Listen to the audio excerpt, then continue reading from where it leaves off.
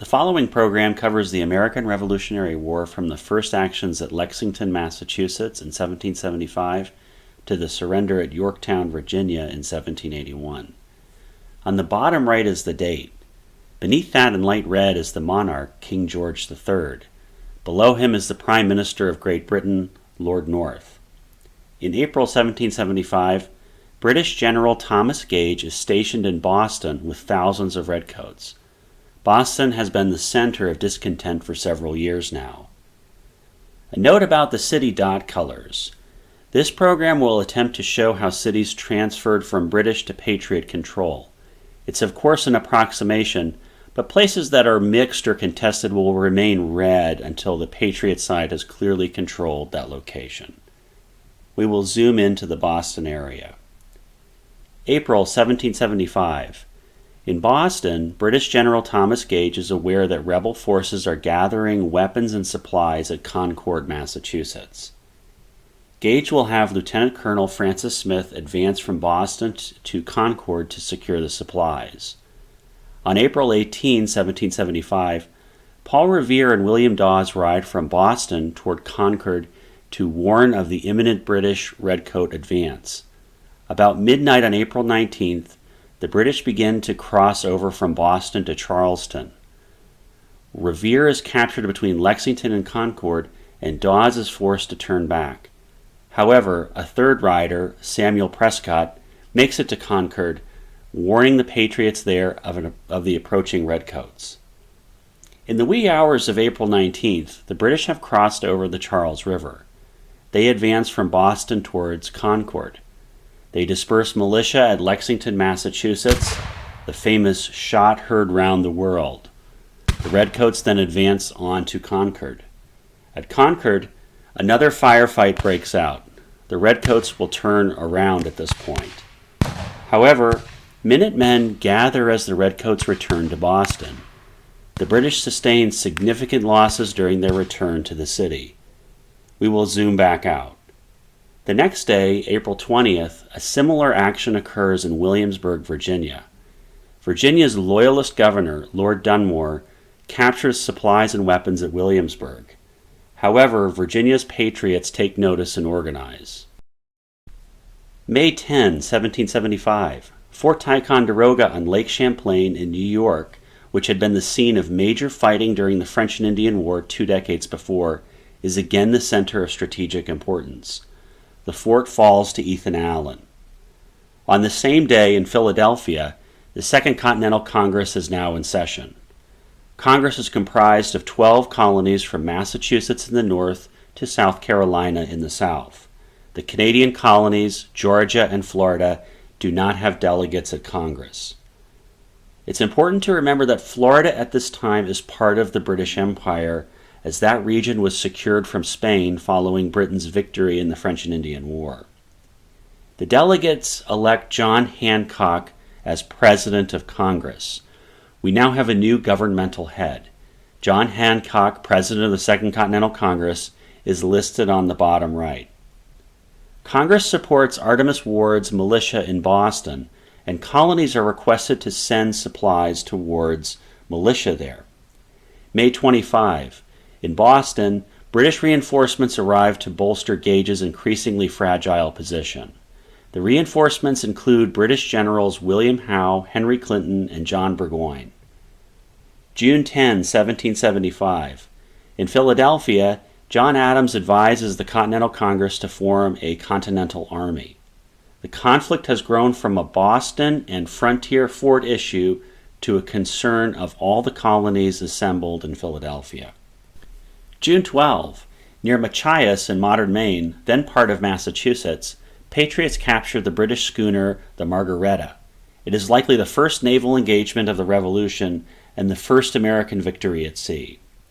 June 14, in Philadelphia, Congress authorizes the creation of the Continental Army. In general, the term Continentals refers to the Continental Army created by Congress in June 1775. The resistance forces include a combination of patriot state militias and this new national or continental army. Sometimes patriot and continental are used interchangeably, but the Continental term is referring to the national army created by Congress. June 15. Congress in Philadelphia names George Washington commander of the Continental Army. We will zoom into the Boston area. Boston today is obviously much more robustly urbanized than it was in 1775. In addition, Boston has undergone intensive reclamation, so previous eras, the Charles River here and the Boston Harbor area here were much more extensive. The land area that is now Boston Logan International Airport did not exist in 1775. I have added water to those areas. We can now see how Boston in 1775 is really set into the harbor and connected to the mainland by a narrow strip of land. Thomas Gage's British troops are in Boston. The Patriot militia have not vanished since the previous month's action at Lexington and Concord. They remain across the Charles River. June 16.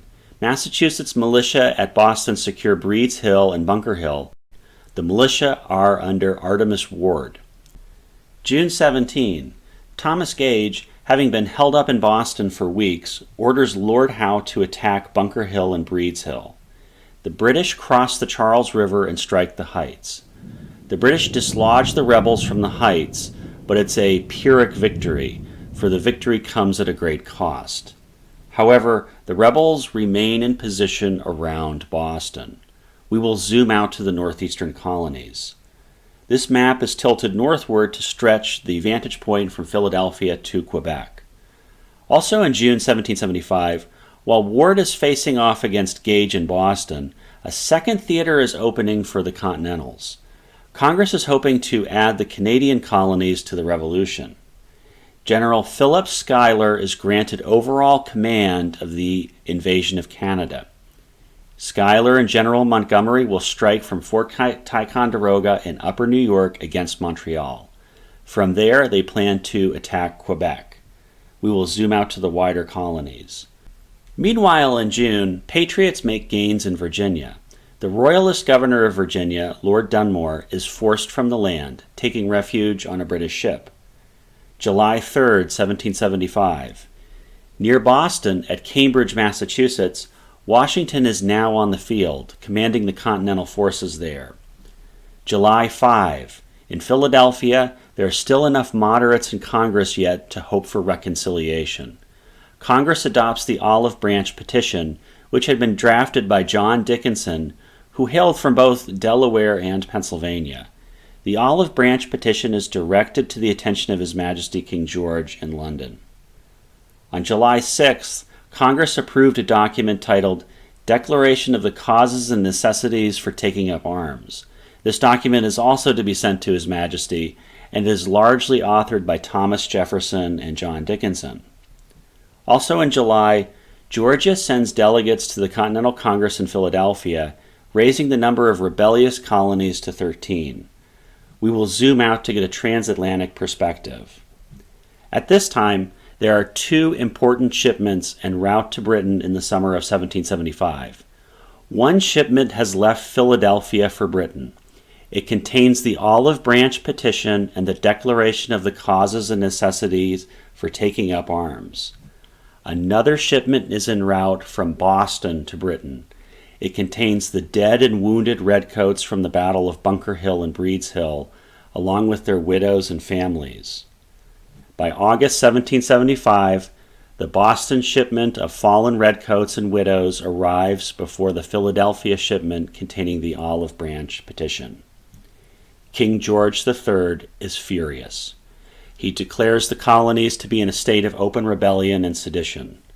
We will zoom into the northeastern colonies. In August 1775, in New York, Philip Schuyler's expedition against Canada begins. Schuyler, though, has fallen ill, and command passes to General Richard Montgomery. The Continentals advance from Fort Ticonderoga against Fort St. Jean near Montreal. Soon after, in September 1775, from Massachusetts, General Benedict Arnold leads another Continental force against Canada. Arnold will advance through modern Maine toward Quebec. So the Continentals are leading simultaneous fronts against Montreal and Quebec. September 25th. In Montreal, the British capture Ethan Allen. October 1775. In Boston, Thomas Gage, after serving 12 years as commander of British forces in North America, returns to Britain. William Howe is now in command of British forces in North America. October 13. In Philadelphia, Congress authorizes the creation of a navy. October 18. British ships bombard Falmouth, Massachusetts, which is modern Portland, Maine. Let's zoom out to the transatlantic world. In London, King George tells Parliament he will put full effort into destroying the American rebellion, and he is open to finding international allies for this cause. We will zoom back into the northeastern colonies. November 1st, 1775.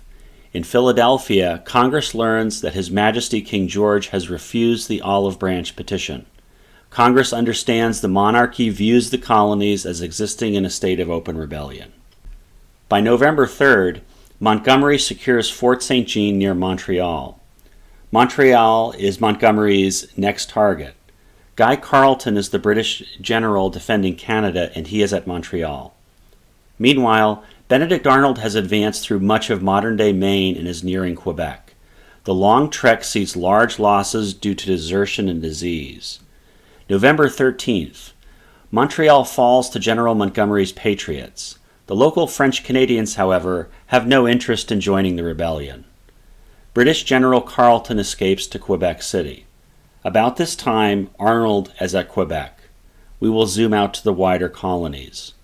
This map is angled northward to better fit the colonies from Florida to Canada on a single map. On November 19th, near Greenwood, South Carolina, at a post called 96, Loyalists successfully drive out Patriot defenders.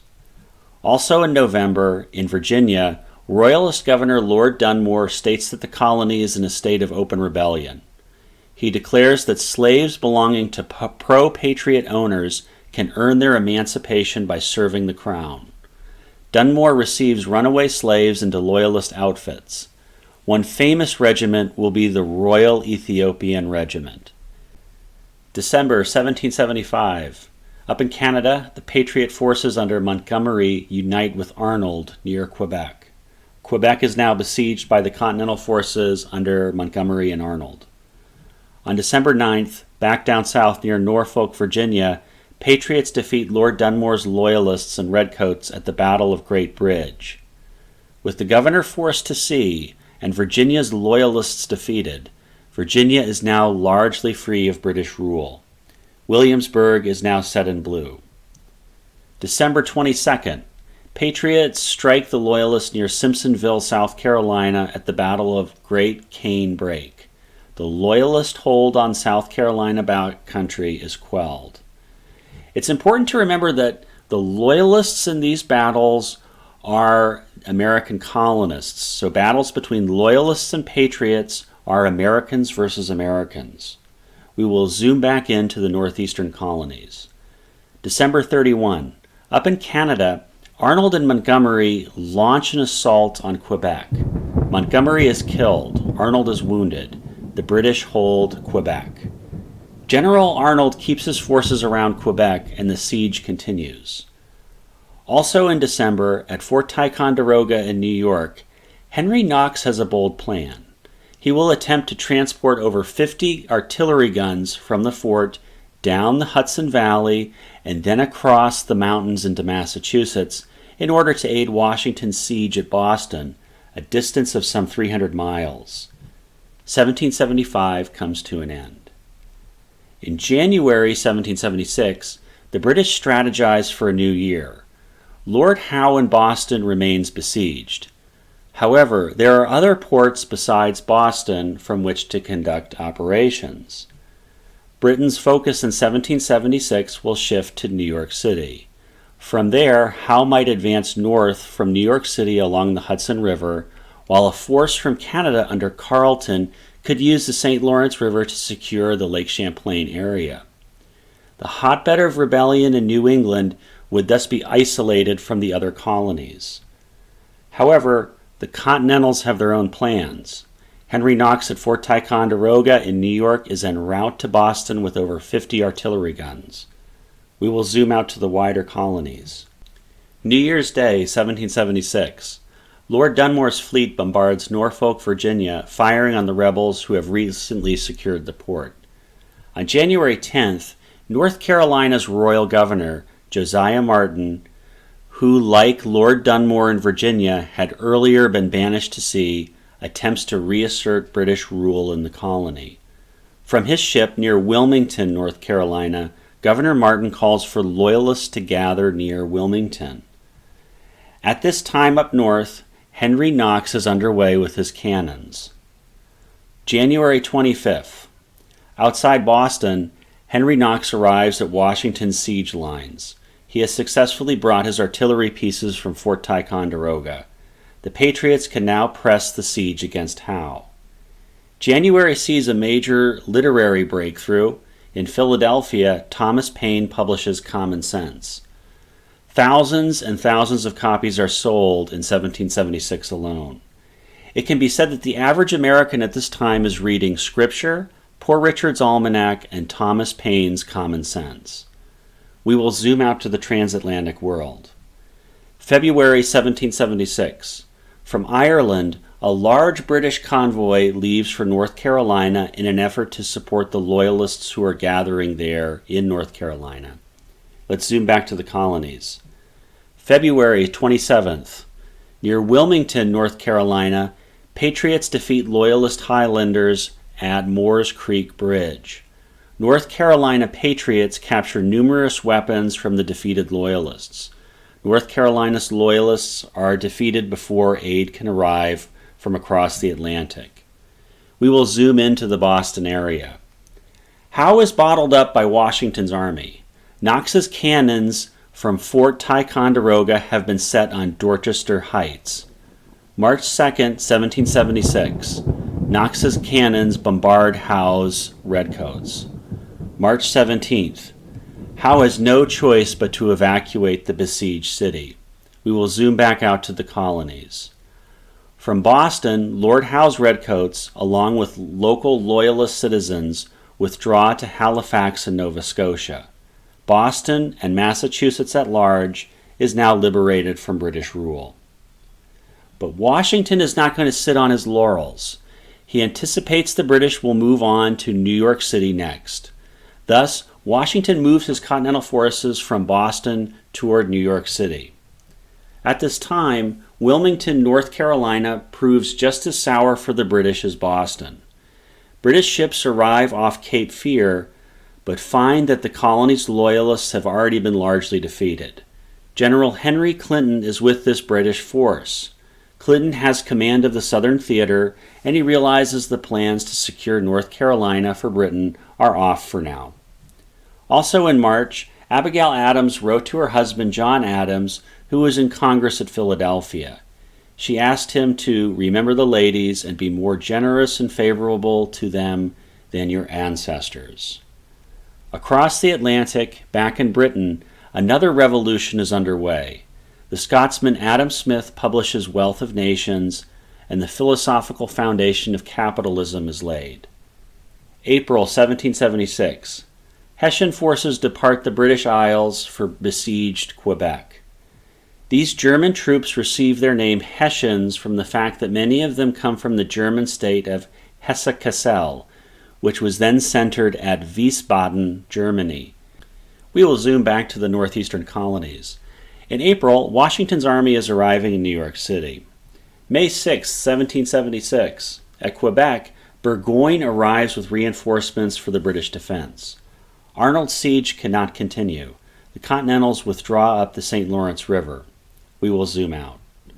Also in May, down south, Clinton's ships, unable to unload at Wilmington due to the defeat of North Carolina's Loyalists, sails towards Charleston, South Carolina. The conflict is spilling from the coast to the backcountry. In May, the Cherokee join the Shawnee and Delaware peoples on the side of the British. In a strange repeat of the recent past, the British in Canada will gather Native American allies, similar to the way the French in Canada had done during the French and Indian War just 20 years before. June 7th, 1776. Back in Philadelphia, the Virginian Richard Henry Lee introduced a resolution to formally declare the colonies free from Britain. John Dickinson, resident of both Pennsylvania and Delaware, opposes independence. Congress postpones the vote on Richard Henry Lee's resolution, but the motion has been made and the idea is formally on the table. We will zoom in to the northeast. On June 8th, in Canada, the retreating Patriots are defeated again in Canada at Trois-Rivières. Arnold withdraws the Patriot forces toward Fort Ticonderoga in New York. Montreal and Fort St. Jean will return to British control. Canada has repulsed the rebel invasion, and Canada's colonies remain loyal to His Majesty. The British now have the opportunity to move down the Lake Champlain zone. Thus, Lake Champlain is the next feature for the British to secure. Arnold's Continentals prepare at the top of the lake at Fort Ticonderoga. We will zoom back out. June 10. British forces under General Howe depart from Halifax, Nova Scotia, toward New York City. June 11th. In Philadelphia, the Continental Congress devises a committee to prepare a document on American independence. Thomas Jefferson, John Adams, Benjamin Franklin, Robert Livingston, and Roger Sherman are on this committee. Meanwhile, John Dickinson begins drafting the Articles of Confederation, a national governmental document. It will include a name for this confederation of colonies, the United States of America. On June 12th, in Williamsburg, the Virginia Convention adopts George Mason's Declaration of Rights. Mason's wording states that all men are by nature equally free and independent and have certain inherent rights. At this time, in June 1776, two large British forces are at sea and approaching their landing zones. One in the north under Howe, and the other is in the south under Clinton. Clinton's forces are nearing Charleston, South Carolina. The governor of South Carolina, Lord Campbell, is yet another governor restricted to governing from a ship, and he is with Clinton's forces at sea. June 28th. At Sullivan's Island near Charleston, South Carolina, Clinton's forces attack Fort Sullivan, which is held by William Moultrie and William Thompson. Lord Campbell, governor of South Carolina, receives a mortal wound. British ships are damaged and the attack is repelled. Clinton's defeated forces will remove to New York City, where Howe is also approaching. On the same day in Philadelphia, Jefferson submits his draft of the Declaration of Independence to John Adams and Benjamin Franklin for revision. The next day, June 29th, Howe's forces arrive at New York City. We will zoom into the northeastern colonies. The British make Staten Island their landing zone. We will take a closer look at New York City to show these locations in more detail. The British are beginning to arrive here on Staten Island. Washington's Continental Army is in Manhattan and at Brooklyn on Long Island. We will zoom back out. In July 1776, at Lake Champlain, Horatio Gates reassembles the Continentals retreating from Canada at Fort Ticonderoga. Benedict Arnold is determined to hold Lake Champlain in order to halt the British advance into the Hudson River region. He will attempt to build a lake fleet to challenge the British. On the opposite side of Lake Champlain, Guy Carleton is at St. Jean. He is preparing his fleet. Lake Champlain will thus once again become the center of operations between armies, just as it has been prior during the French and Indian War. July 2nd, 1776. In Philadelphia, Congress votes in favor of independence from Britain. Philadelphia, now the capital of a new nation, is set in blue. John Hancock is now president of a Congress of a declared independent nation. The rebellion has officially moved from a resistance movement to a declared independent nation. July 3rd, Lord Howe's giant British army is now arriving en masse and unloading at Staten Island. The next day, the 4th of July, The Continental Congress in Philadelphia approves the wording in Jefferson's Declaration of Independence.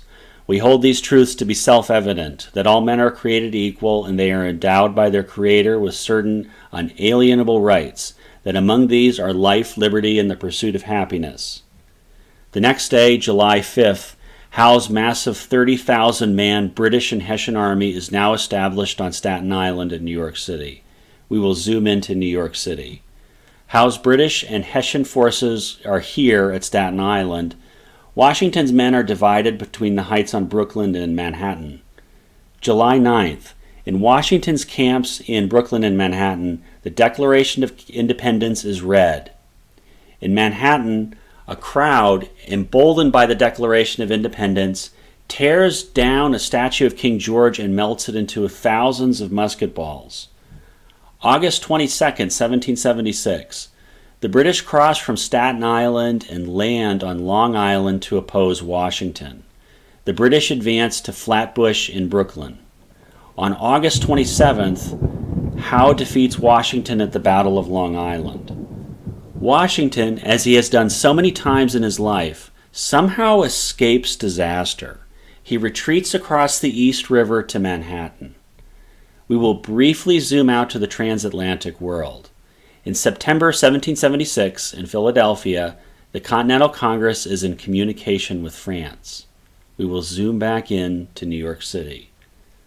On September 11th, at Staten Island, Lord Howe's brother, Richard, an admiral, offers peace terms to a delegation from the Continental Congress in exchange for reconciliation and pardon. Congress members John Adams and Benjamin Franklin, however, are committed to independence. The struggle will continue. September 15.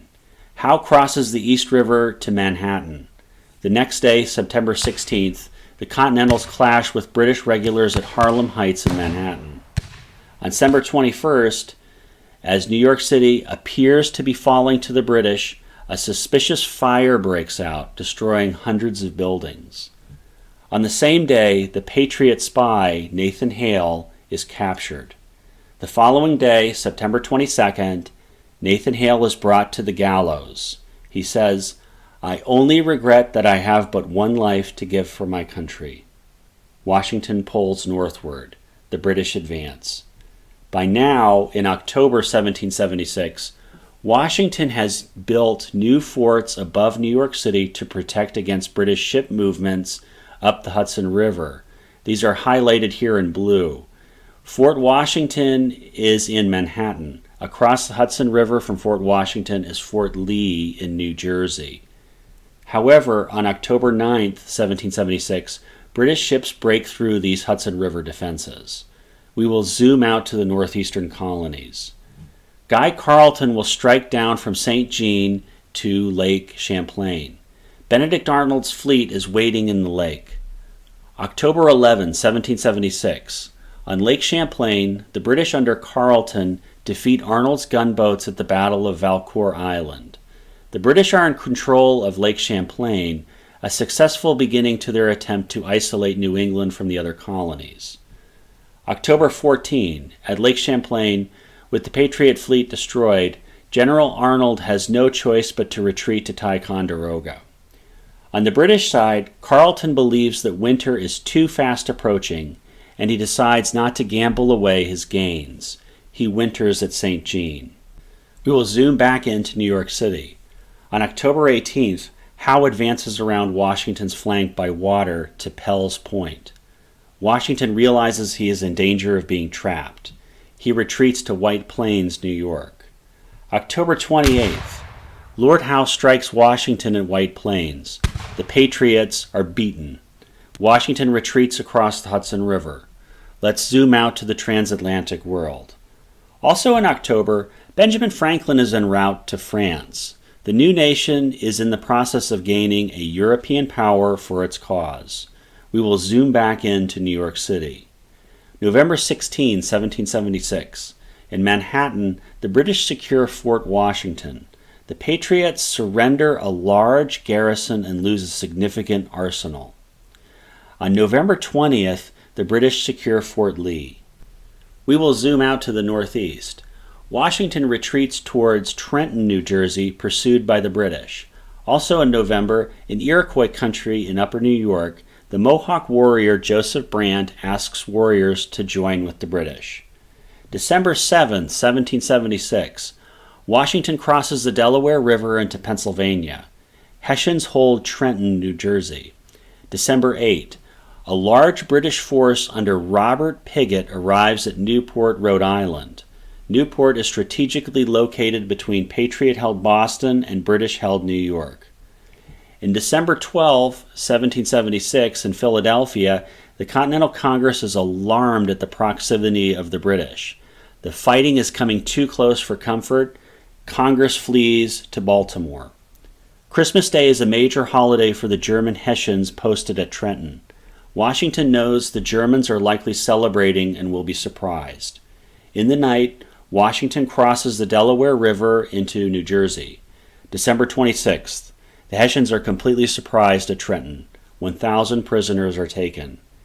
This victory is an important morale builder for the Continental side. We will zoom out to the transatlantic world. Also in December, Benjamin Franklin has arrived in France to find foreign aid for the rebellion. 1776 comes to an end. We will zoom back into the northeastern colonies. January 3, 1777, Washington continues his counterattack, striking the British at Princeton, New Jersey. It's another moral victory for the Patriots.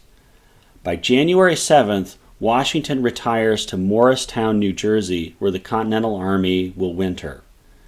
Howe remains close to his base in New York City for winter quarters, including a station in New Brunswick, New Jersey. However, Washington will remain on the offensive. In the winter campaign, Patriot skirmishers hit British supply lines, giving this winter conflict the name the Forage War. And in Springfield, Massachusetts, Congress has established a national arsenal. Also in January, France provides the equivalent of over $30 million in modern currency to the Patriot cause. February 23, 1777, at Rahway, New Jersey, between the two winter camps, Patriots gain another victory over the British. Also in February, following Washington's successes in New Jersey, the Continental Congress returns to Philadelphia from Baltimore. April 13, 1777, at Bound Brook, New Jersey, Howe launches a counterattack after a winter of defeat. The Patriots vacate the area. We will zoom out to the wider colonies. May 20th, 1777, south of modern Greenville, South Carolina, the Cherokees cede that area to South Carolina at the Treaty of DeWitt's Corner. The Cherokee had sided largely with the British, and dozens of Cherokee villages had been destroyed by Patriot militia. The treaty promised an easing of tensions between settlers and natives in exchange for land. We will zoom into the northeast. In May, at the Iroquois village Onaquaga, near modern Windsor, New York, Joseph Brant has assembled warriors and loyalists for His Majesty's service. On June 14th, in Philadelphia, Congress selects a design for the United States flag, which includes 13 stripes and stars, all set in red, white, and blue. Also in June 1777, General Burgoyne is in motion at Lake Champlain, reinitiating the New York campaign. A second British force under Barry St. Leger is also advancing up the St. Lawrence River toward Lake Ontario. Burgoyne has a plan. He will move south over Lake Champlain to Albany, New York. Meanwhile, St. Leger will march his force from Lake Ontario through the Mohawk Valley and rendezvous with Burgoyne at Albany to complete the conquest of the Hudson River Valley. July 6, 1777. Burgoyne captures Fort Ticonderoga. Lake Champlain is now under British control. The Americans have pulled back near Albany. July 25th. St. Leger's British forces arrive at Fort Oswego on Lake Ontario. It is possible for Howe in New York City to move north along the Hudson River to link up with Burgoyne, thereby isolating New England from the other colonies. But Howe believes that Burgoyne is capable of securing Albany all by himself. Instead of advancing up the Hudson River, Howe changes his focus to capturing the rebel capital at Philadelphia. July 27. Lord Howe begins a massive redeployment from New York City to the capital of the new independent nation at Philadelphia. He will ship the British Army from Philadelphia down the eastern coastline to the Chesapeake Bay and then push up the Chesapeake to land near Philadelphia. Howe leaves Henry Clinton in New York City with an occupying garrison. With Howe embarking for Philadelphia, the British strategy becomes disjointed. Burgoyne is at Lake Champlain, St. Leger is at Fort Oswego, and Lord Howe is now off to Philadelphia. Thus, Lord Howe's army is no longer working in concert with Burgoyne and St. Leger to isolate New England from the other colonies. Burgoyne and St. Leger are left to their own devices in upper New York. The Continentals also have wheels turning in Philadelphia.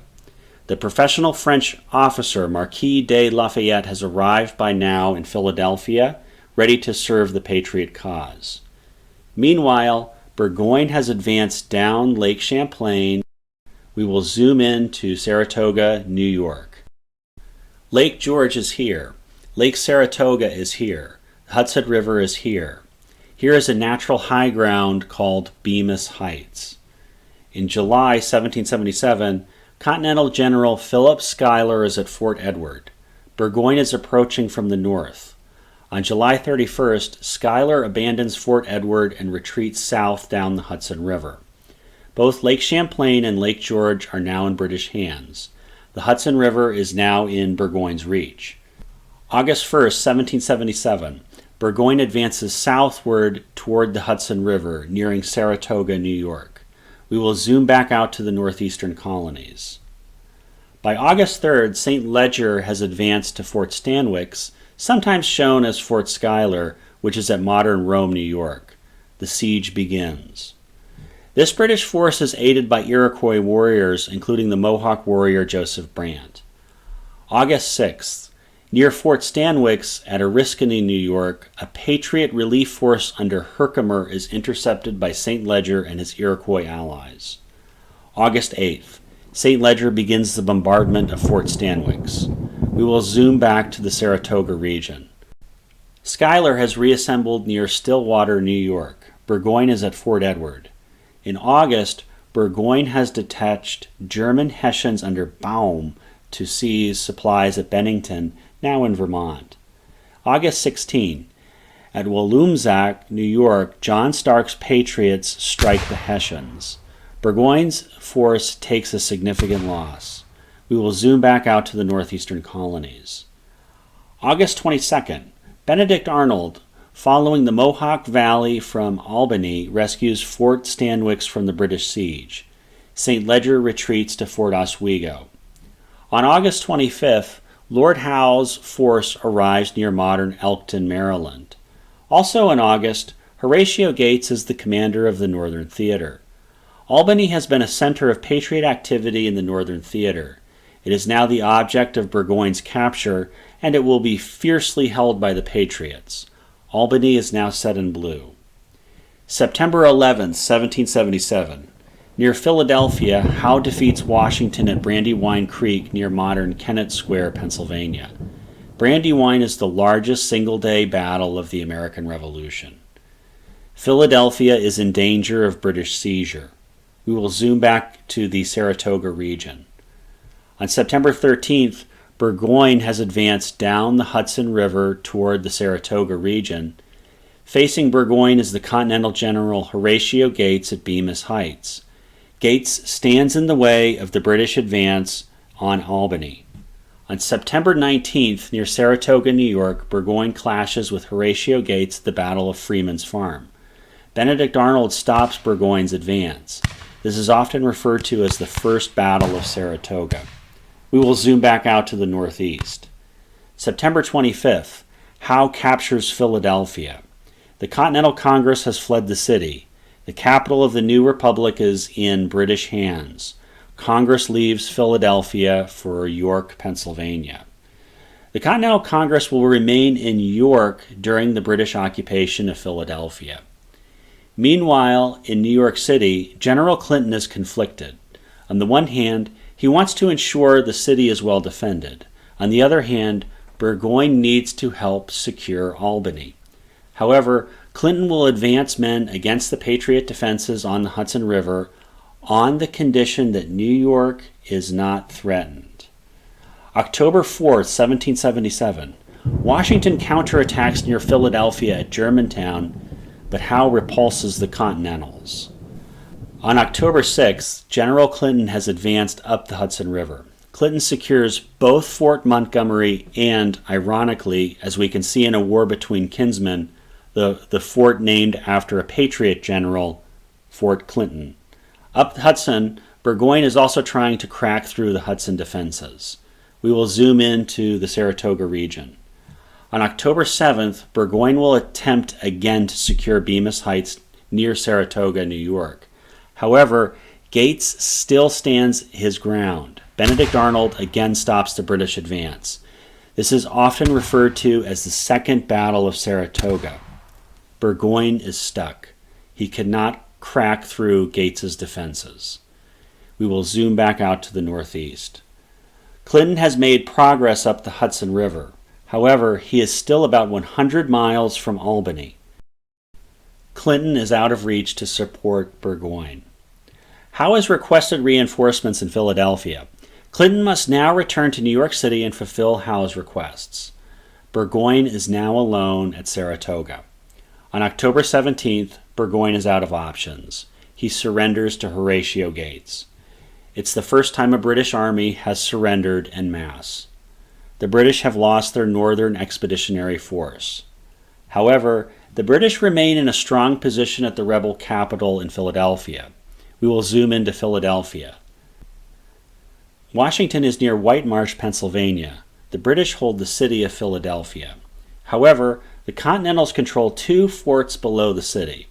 These forts are Fort Mifflin in Pennsylvania and Fort Mercer across the Delaware River in New Jersey. These forts threaten the British supply coming up the Delaware River. October 22nd, the British attempt to knock out Fort Mercer near Red Bank, New Jersey, but Patriots repel the Hessian attack. It's a much-needed morale booster for Washington's army. November 1st, 1777. West of Philadelphia in York, Pennsylvania, Henry Laurens is now president of the Continental Congress. November 10, 1777. British cannons fire on Fort Mifflin. On November 15th, Fort Mifflin can no longer withstand the British bombardment. The fort is abandoned. We will zoom out. On the same day in York, Pennsylvania, the Continental Congress adopts the Articles of Confederation. The document is now sent to the states for ratification. Congress has thus taken the next step in creating a new nation. The infant national government has a document outlining and limiting national powers. We will return to Philadelphia. December 1777. Washington winters his army at Valley Forge, just about 20 miles from the British in Philadelphia. We will zoom out to the transatlantic world. Across the Atlantic, news is arriving in Europe of Burgoyne's disastrous surrender at Saratoga, and there is a realization in both London and in Paris that the Continentals might actually win. 1777 comes to a close. We will zoom back into the northeastern colonies. In February 1778, Henry Clinton is in New York City, replaces Howe as commander of British forces in North America. In New York City, Clinton is developing a new strategy.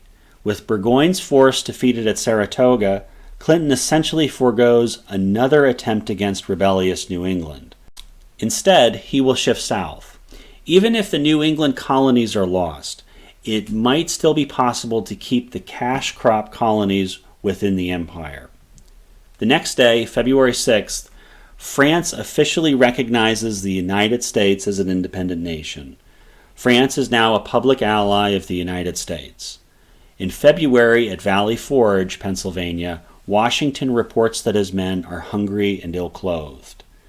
By this time in early 1778, Congress is dealing with a looming financial problem. The American currency, the Continental, is quickly depreciating in value. Congress's paper notes have little perceived value. There is also political gossip. Some important persons in Congress and in the Army think Horatio Gates, the victor of Saratoga, not Washington, who was beaten out of New York and Philadelphia, should be the head of the Army. March 17, 1778. Britain declares war on France. The American War of Independence is now becoming a global conflict. We will zoom back into Philadelphia. By April 1778, the professional Prussian officer Baron von Steuben is training Washington's army at Valley Forge. The Continentals are shaping into a veteran, disciplined force. At Valley Forge, there is a Rhode Island regiment composed of African Americans. The New England states will fairly compensate African American soldiers for their service. We will zoom out to the transatlantic world. In April, a French fleet under Count d'Estaing embarks from Toulon, France, to America. The United States now has ships to stand up to the British Navy. The entrance of France into the war presents a real strategic problem for Britain. His Majesty's fleet, though the largest in the world, must now contend with the rebellious North American coast, while also protecting loyal Canada, her precious Caribbean islands, and even the British mainland from French attack. This April, Britain sends the Earl of Carlisle on a peace commission. Parliament realizes that the war is expanding into an international conflict, and Parliament is willing to cancel all laws the colonists find objectionable to the imperial relationship. The Continental Congress, however, is determined on independence. The struggle will continue. In the wee hours of April 23rd, John Paul Jones brings the war to Britain. His ship, the Ranger, raids Whitehaven, England. May 20th, 1778. Near Philadelphia, Continentals under Lafayette repulse an attack near Valley Forge at Barren Hill. Later in May, General Clinton is now in Philadelphia, replacing Lord Howe as British commander in North America. While the Philadelphia theater has quieted, the western frontier country is a tinderbox between settlers and natives. On May 30th, in Cobleskill, New York, that town is destroyed by Iroquois warriors and loyalists under Joseph Brant. While many Iroquois support the British, the Iroquois Confederacy is divided amongst itself over the conflict. Also in May, at York, Pennsylvania, Congress learns that Ben Franklin has made a formal alliance with His Most Catholic Majesty Louis XVI. The Continental Army soldiers, on a mission to cast King George out of North America, now rejoice for the King of France. June 18, 1778. Clinton is redeploying his forces. Command in Britain wishes to secure New York City, especially with the French fleet in the Atlantic. Thus, the British will leave Philadelphia for New York City. Thousands of Philadelphia loyalists follow on British ships for New York. The army will move by land from Philadelphia to New York. The British Army and thousands of loyalists evacuate Philadelphia. The next day, June 19th, Washington's army leaves Valley Forge in pursuit of the British. Washington's men soon occupy Philadelphia. The capital is restored to the United States. The Continental Congress can now return from York, Pennsylvania to Philadelphia. June 28th, Washington strikes the British at Monmouth and modern Freehold, New Jersey. July 1778. Clinton's army arrives in New York City. On July 2nd, 1778, the Continental Congress is again in session in Philadelphia, returned to the liberated capital on the second anniversary of its approval of independence. The next day, July 3rd, in the Wyoming Valley near Wilkes-Barre, Pennsylvania, patriots and their families are killed by Iroquois and Loyalist militia. The Patriot side will remember this Wyoming massacre. We will zoom out. On the 4th of July, George Rogers Clark, working under Virginia's authority, secures Kaskaskia near modern Ellis Grove, Illinois. The arm of the American Revolution stretches into the Midwest at the Mississippi River. On July 8th, Count d'Estaing's French fleet arrives near New York City. There is now the threat that the British Army can be pinned between the Continental Army on land and the French Navy at sea. July 9. In Philadelphia, the Articles of Confederation is on the table. Delegates from New Hampshire, Massachusetts, Rhode Island, Connecticut, New York, Pennsylvania, Virginia, and South Carolina sign and ratify the Articles of Confederation. 8 of the 13 colonies have adopted the new government. Charleston, South Carolina, following South Carolina's ratification of the Articles of Confederation, is now set in blue with other unoccupied cities to the north. July 11th, Count d'Estaing's French fleet is now blockading New York City. July 20th, Washington has returned to his previous position above New York City at White Plains. On July 21st in Philadelphia, North Carolina delegates sign and ratify the Articles of Confederation. Wilmington, North Carolina is now set in blue. 9 of the 13 colonies have now adopted the new government. 3 days later, on July 24th, again in Philadelphia, Georgia delegates sign and ratify the Articles of Confederation. Savannah, Georgia is now set in blue. 10 of the 13 colonies have now adopted the new government. We will zoom out to a global view. July 27, 1778. Across the Atlantic, the great sea powers clashed near the island of Ashanti, just off France. Britain's powerful fleet must now keep many ships near the British Isles, as the fight is coming to their doorsteps. In August 1778, the American Revolution sparks off even farther away. Across the globe in India, Britain attacks a port there in French Pondicherry. We will zoom into the northeastern colonies. The Franco-American forces cannot dislodge Clinton in New York City. They realize that the garrison at Newport, Rhode Island, may be a more successful blockade target than New York City. By August, Count d'Estaing's fleet has redeployed to Newport. John Sullivan has ground troops near Newport. On August 9th, Count d'Estaing coordinates his ships and French troops with John Sullivan's Continental Ground Forces, striking the British at Newport. However, a storm damages the French fleet and Sullivan's attack stalls.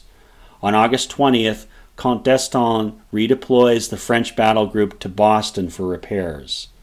August 29th, at Newport, Rhode Island, the British under General Piggott strike the Patriots. Sullivan withdraws. Newport, Rhode Island remains in British hands. The first major French-American coordination has failed. Washington and Clinton are deadlocked at New York City.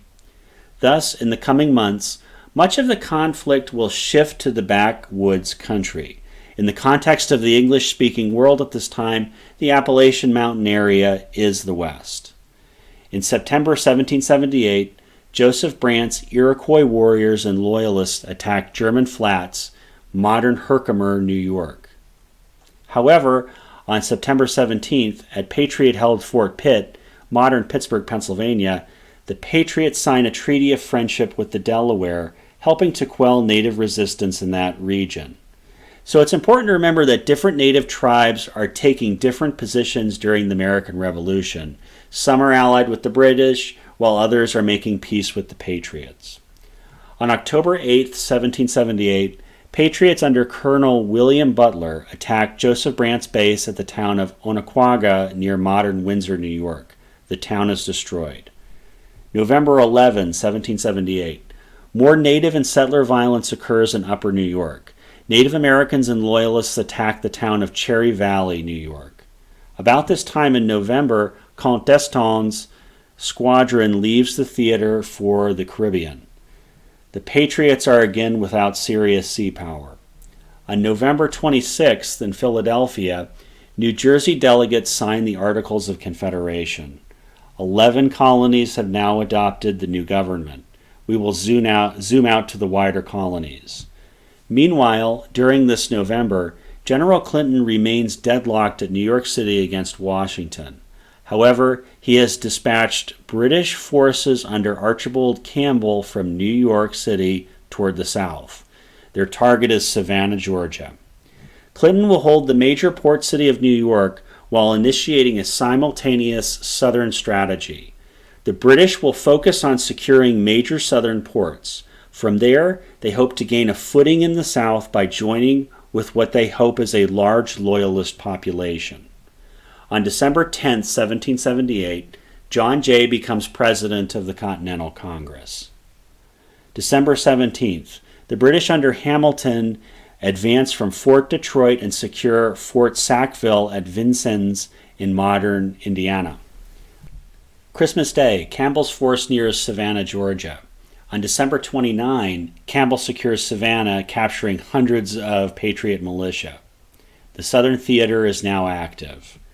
Meanwhile, a Western theater is also developing between Patriot Fort Pitt and British Fort Detroit. At Fort Pitt, General McIntosh has built Fort Lawrence at modern Bolivar, Ohio, a stepping stone toward Fort Detroit. 1778 comes to a close. January 1779. British General Augustin Provost, stationed at St. Augustine, arrives in Savannah. We will zoom into the southern colonies. It's important to remember that New Orleans at this time is part of the Spanish Empire. January 9, 1779. The British secure Fort Morris near Savannah, Georgia. The British will now push up the Savannah River against Augusta, Georgia. January 29. Loyalists and allied Native Americans secure Augusta, Georgia. Georgia has not yet fallen, however. In February 1779, at nearby Charleston, South Carolina, General Benjamin Lincoln has sent a force under John Ashe to retake Augusta, Georgia. We will zoom out to the wider colonies. By February 1779, at Fort Detroit, Hamilton is aware of Fort Lawrence in the Ohio country. He sees what the Patriots at Fort Pitt are attempting to do. Hamilton dispatches Henry Byrd against Fort Lawrence. On February 14th, northwest of Augusta, Georgia, near modern Washington, Georgia, Patriots defeat Loyalists at Kettle Creek.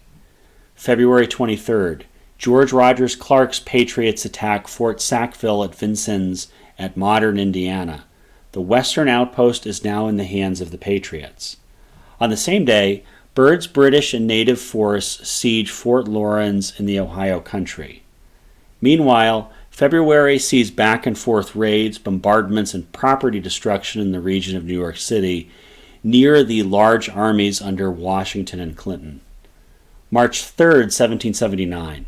Ashe's Continentals clash with the British at Briar Creek near Sylvania, Georgia. The British repulse the Patriots, and Georgia remains contested. On March 6th, in Pennsylvania, a Continental force under John Sullivan will begin to advance up the Susquehanna River toward New York State in order to prepare a campaign against the Iroquois. March 23rd, in the Ohio country, Byrd's siege at Fort Lawrence is called off. However, on the rebel side, with Western fighting intensifying in the Iroquois lands in Pennsylvania and New York, a push against Fort Detroit is not practical. Fort Lawrence will be abandoned by the Continentals.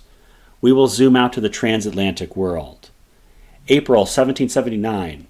At Aranjuez, Spain, Spain joins a secret alliance with France against the British. We will zoom back to the northeastern colonies. On April 18th, a Patriot expedition under von Scheick from Fort Stanwix at modern Rome, New York, is moving in advance of the Sullivan campaign into Iroquois lands. Von Scheick's Patriots deploy to Lake Oneida. They attack Onondaga villages there. May 5th, 1779. In Philadelphia, Delaware's delegates sign and ratify the Articles of Confederation. 12 of the 13 colonies have adopted the Articles of Confederation. We will slide down to the Southern Theater. On May 10th, Norfolk, Virginia is hammered by the British fleet. At this time, British General Prevost is advancing from Savannah towards Charleston. However, Benjamin Lincoln has a Continental force to defend Charleston. On May 13th, Prevost is repulsed from Charleston and he will return to Savannah. We will slide up to the Northern Theater. On May 23rd, from a source in Philadelphia, a British spy receives secret information on the Continental Army. The spy's informant is Continental General Benedict Arnold. Meanwhile, the British are going to reopen the offensive against Washington's New York defenses up the Hudson River. We will zoom in to the New York City zone. May 30.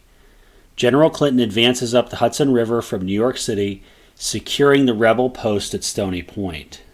Clinton is trying to bait Washington into a fight, but Washington will not bite. In June 1779, near Sleepy Hollow, New York, General Clinton offers the Philipsburg Proclamation, emancipating slaves who side with Britain. It is possible that some 20,000 slaves will join the British side during the whole conflict. We will zoom out to the transatlantic world. On June 21st, Spain officially declares war on Britain. Britain is now contending with multiple major powers in Europe. A few days later, on June 24th, Spain besieges the British at the critical post at Gibraltar, the strategic entrance to the Mediterranean. In July 1779, Britain's problems grow. In the Caribbean, Count d'Estaing's French fleet secures British Grenada. Britain's critical sugar islands are endangered. Then, following sustained fighting against the British fleet, Count d'Estaing sails back towards the North American continent to directly aid the Continental Army. We will zoom into New York City. July 15, General Anthony Wayne leads a late-night assault on Stony Point. The British surrender the fort. The British gains on the Hudson River are lost. However, the colony of New York remains a tinderbox. We will zoom out to the northeastern colonies. On July 22nd, the British allied Mohawk warrior Joseph Brant defeats the Patriots at Minisink in New York. In August 1779, Continentals retaliate against the western natives. Patriots from Fort Pitt advance up the Allegheny River and destroy Seneca villages in northwestern Pennsylvania, in the region of modern Warren, Pennsylvania. Meanwhile, near modern Athens, Pennsylvania, John Sullivan's Continentals have assembled for their campaign against the Iroquois. Sullivan's force advances towards Iroquois territory in upstate New York. August 29, Sullivan defeats Joseph Brant at the Battle of Newtown near modern Elmira, New York. With Brant defeated, the Iroquois countryside is open to invasion. Sullivan advances into the Iroquois heartland. Over the coming months, dozens of native villages in New York State's Finger Lakes region are destroyed by Sullivan's forces, a devastating era for the Iroquois Confederacy. We will now shift down to the southern colonies. September 9, 1779. Count d'Estaing's fleet arrives off Savannah with French warships and thousands of French infantry. The British under General Prevost prepare to defend the city. Meanwhile, Benjamin Lincoln is descending from Charleston to coordinate with the French at Savannah. On September 16th, a Franco-American force sieges Savannah, Georgia. The situation in the South has grown more complicated for Britain. With Spain now in a state of declared war against Britain, Spanish Louisiana, the territory west of the Mississippi River, creates a new front. Britain will be fighting a two-front conflict. New Orleans in 1779 is part of the Spanish Empire. September 21st, the Spanish under Bernardo de Galvez have advanced from New Orleans against British West Florida. De Galvez captures Fort Butte in modern Baton Rouge, Louisiana. We will zoom out to the transatlantic world. On September 23rd, across the Atlantic, off the coast of Bridlington, England, the American ship Bonhomme Richard, commanded by John Paul Jones, defeats the British ship Serapis. September 28th. In Philadelphia, Samuel Huntington is now president of the Continental Congress. We will zoom back to the southern colonies. The Continentals have their units in order at Savannah, Georgia. The French under Count d'Estaing and Americans under Benjamin Lincoln are ready to attack the British there. On October 8, 1779, the Franco-American forces attack Savannah. The British throw back their attack. Despite the setback, Lincoln will try to keep the siege at Savannah going. October 18, the Patriot siege at Savannah cannot continue.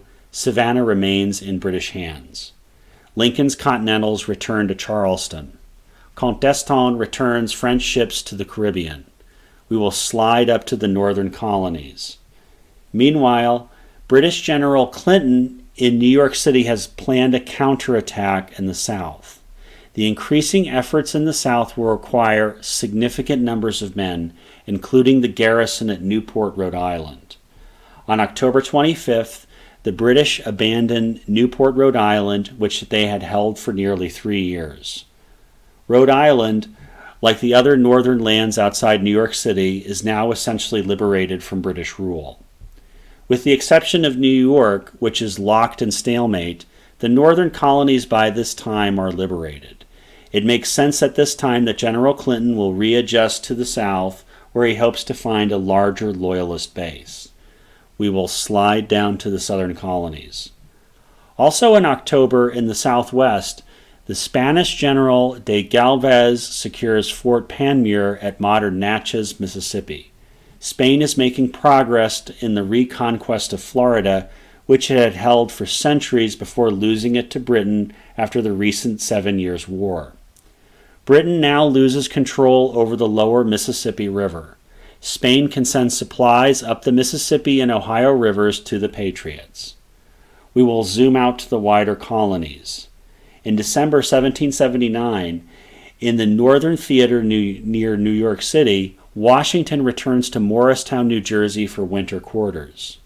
By December 26th, General Clinton embarks from New York City to join forces with Prevost in Savannah, Georgia. Clinton leaves New York City under the German general Wilhelm Baron von Knyphausen. 1779 comes to an end. In January 1780, at Washington's Continental Camp at Morristown, New Jersey, the rebel soldiers are half-starved. It is a bitter winter in the North. January 30th, 1780. Clinton's forces arrive by ship at Savannah, Georgia. Clinton, now united with Prevost at Savannah, plans to advance with British-held Savannah against Patriot-held Charleston. March 1780. In Philadelphia, the Pennsylvania Assembly passes the Act for the Gradual Abolition of Slavery. Pennsylvania is the first state to legislatively abolish slavery. We will zoom into the southern colonies. On March 14th, the Spanish under Bernardo de Galvez secure Mobile in British West Florida, now in modern Alabama. Meanwhile, on the Atlantic coast, Clinton's forces are advancing from Savannah to Charleston by ship. And by April 1780, Clinton's ground forces have disembarked. The siege of Charleston has begun. The siege of Charleston will be by both land and sea. May 9, 1780, the British guns open up on Charleston. May 12th, Benjamin Lincoln has no options. The Continentals surrender. Clinton secures Charleston, South Carolina. The Continental Army in the South, some 5,000 men, surrendered to the British. The surrender of Charleston is as devastating for the Continentals as Saratoga had been for the British. Charleston is now held by the British. With the Southern Continental Army lost, the Patriot efforts turn back to militia. The Carolina backcountry will be engulfed in a brutal neighbor against neighbor conflict. On the British side, with Savannah, Georgia, and Charleston, South Carolina now in their hands, the British will advance northward. A British force under Banastre Tarleton advances into South Carolina backcountry in the direction of Charlotte, North Carolina. May 29, at Waxhaw, South Carolina, near Lancaster, South Carolina, Tarleton ruthlessly strikes the Continentals. Tarleton will develop a reputation for cruelty, raiding in the Carolina backcountry. On June 3, 1780, Clinton demands that South Carolinians take an oath of loyalty. This essentially backfires because now individuals are forced to take sides. Instead of pacifying the population, Clinton has inflamed it. We will zoom out to the wider colonies. About this time, Clinton has learned that the French officer Comte de Rochambeau is bringing a large French force against the now undefended Newport, Rhode Island.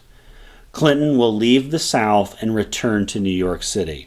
Thus, on June 5th at Charleston, Cornwallis is left in command of the British troops in the South. On June 7th, up north, Washington's Continentals clashed with British and Hessians at the Battle of Connecticut Farms near Newark, New Jersey.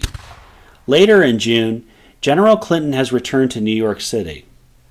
In July 1780, Comte Rochambeau arrives in Newport, Rhode Island. Thousands of French troops are now in a city which previously had been a British stronghold. Also in July, in North Carolina, General Horatio Gates replaces Benjamin Lincoln as commander of a reorganized Southern Continental Force. We will zoom into the Southern Theater. In August 1780, Cornwallis is advancing from Charleston toward Charlotte.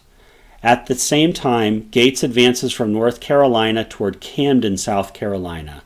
The Continentals are now moving to counter Cornwallis in South Carolina. August 16. Cornwallis engages Gates near Camden, South Carolina. Cornwallis crushes the Continentals. A second Continental Army has been destroyed in South Carolina. So far, the British Southern strategy is a success.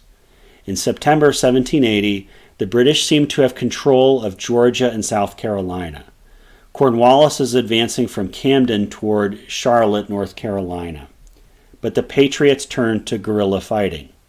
On September 14, Francis Marion, the Swamp Fox, defeats Loyalists at Black Mingo Creek near modern Hemingway, South Carolina.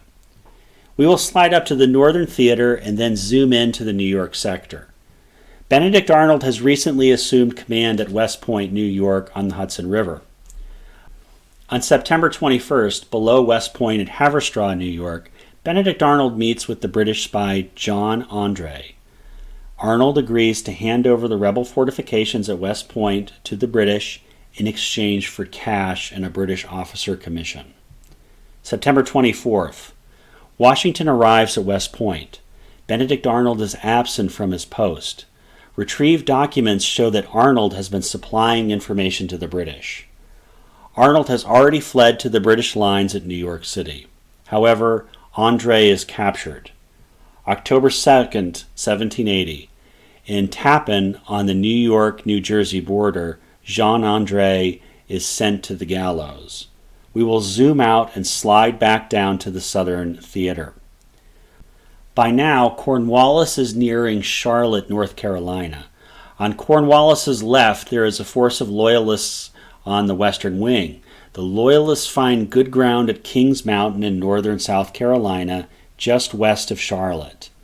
However, on October 7, 1780, backwoods patriots, the Over Mountain Men, hit Kings Mountain.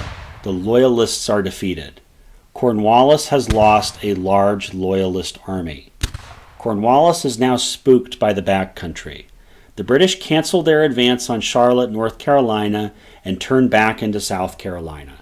Cornwallis, largely invincible up to this point, has been bested. Patriot morale improves. Also in October, Nathaniel Greene replaces Gates as the Continental commander in the South. The Southern Continental Army is reforming yet again. We will zoom out to the transatlantic world. In December 1780, Britain's list of formal enemies grows further. Upon discovering that the Netherlands has been aiding and supplying the rebels, His Majesty declares war on the Dutch. We will zoom into the southern colonies. From here, we will zoom into the Carolina countryside. In December 1780, the Continentals under Greene and Morgan are at Charlotte. Greene moves the Southern Continental Army to Cheraw, South Carolina. Daniel Morgan moves his Patriot force west from Charlotte to Cowpens.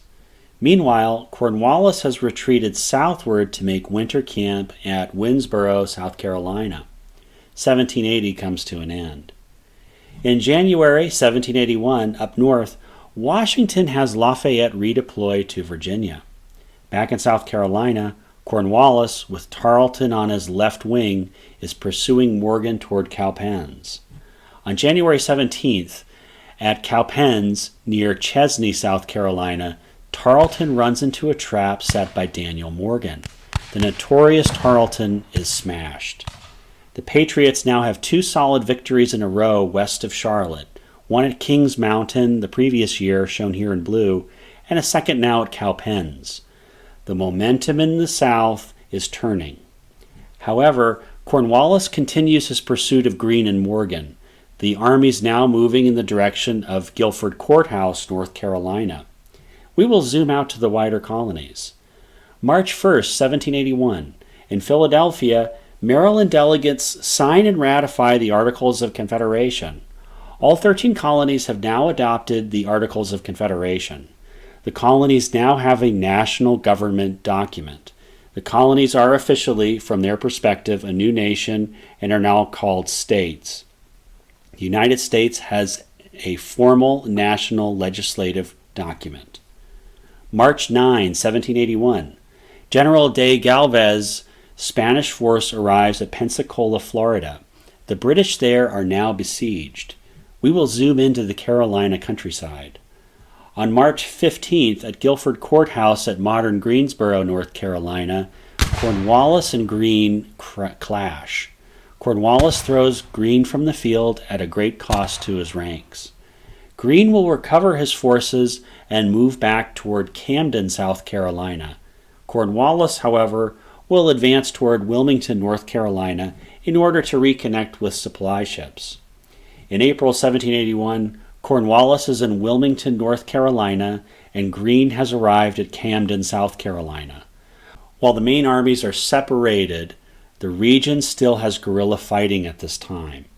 April 15th, Patriot forces under Francis Marion and Henry Lee are sieging Fort Watson near Summerton, South Carolina. On April 23rd, Henry Lee and Francis Marion secure Fort Watson. April 25th, the British counterattack. At Hobkirk's Hill at Camden, South Carolina, the British under Lord Rawdon drive Greene's forces from high ground. Rawdon pulls southward for supply, while Greene redeploys westward toward the British-held post at Fort 96.